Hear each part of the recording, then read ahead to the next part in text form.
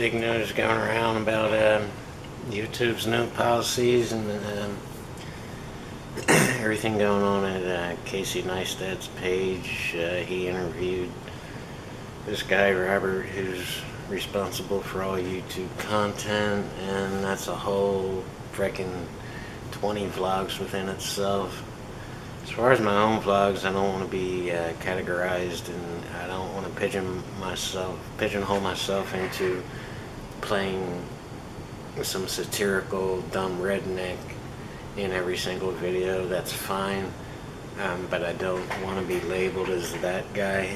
So each vlog video is going to be different, and sometimes I might do that if I'm in the mood to do that. Basically, I don't want to be categorized as that,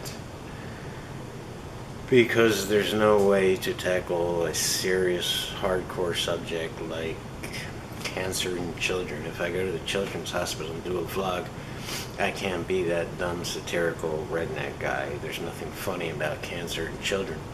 So I can't limit myself, and I can't censor myself and pigeonhole myself into one thing or one style of making videos. And I know a lot of people say this is how you create vlogs and this is how you do it and here's the instructions, don't follow any of it. It's total bullshit. If you want to write a song, you don't have to, you can do it, you can put classical and jazz together and put it in a country song if that's what you want to do.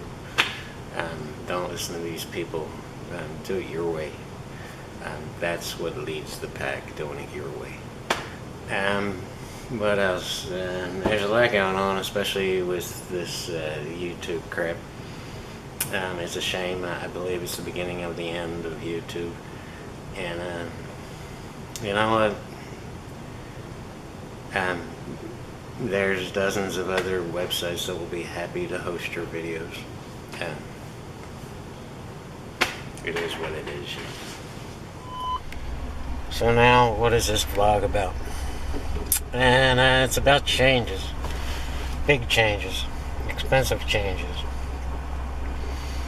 I watched some of my own vlogs and it's embarrassing. I'm gonna get my teeth fixed. I have to remember to look into the lens and not watch the monitor.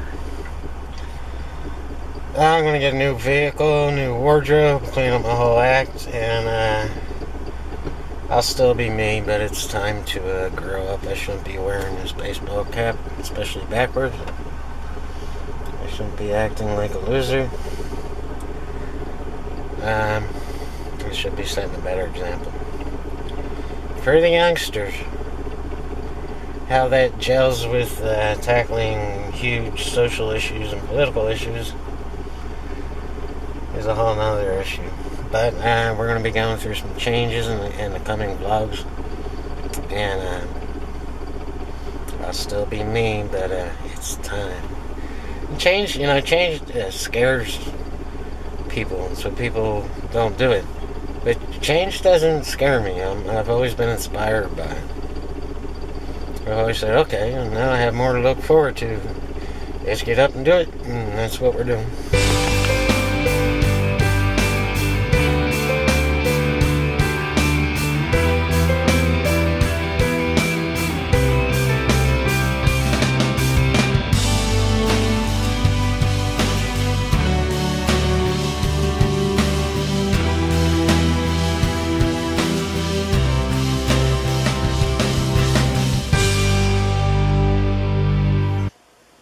This artistic genre as a vlogger is very unique, because you're not starting with an instrument and a couple musicians and recording equipment. You're not starting with a piece of paper and a pencil.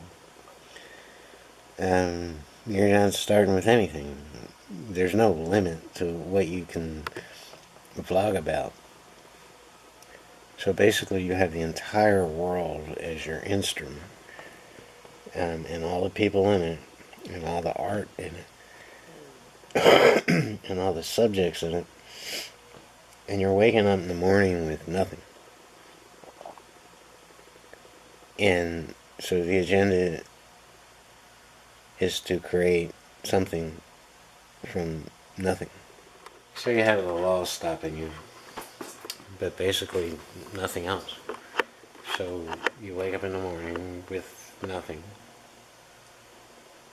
and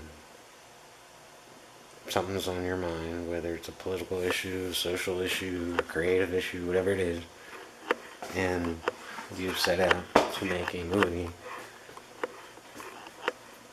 about that. So where do you start? Where do you end? What do you say in the middle? What tools do you need to do it? How dramatic do you want to be? Is this sad? Is it happy? Is it whatever? The whole world is your canvas to take pieces of the world and put it in a 10-minute vlog and say, here's the story. That's what I find captivating and exciting about creating vlogs. You're also using different arts. You have the visual art, you have music, you have storytelling. So you're taking all these arts and you're putting them together in one place to help you create the story. If you have something to say, use anything in the world to help tell your story. In a vlog I did about the coal industry, and this would be a good example on how things are going to change in my own existence, in my own appearance, in my own how I present myself. I did the dumb redneck's view on the coal industry, and you know, it was amusing in its own weird way. Literally, the coal mine industry is right down the road.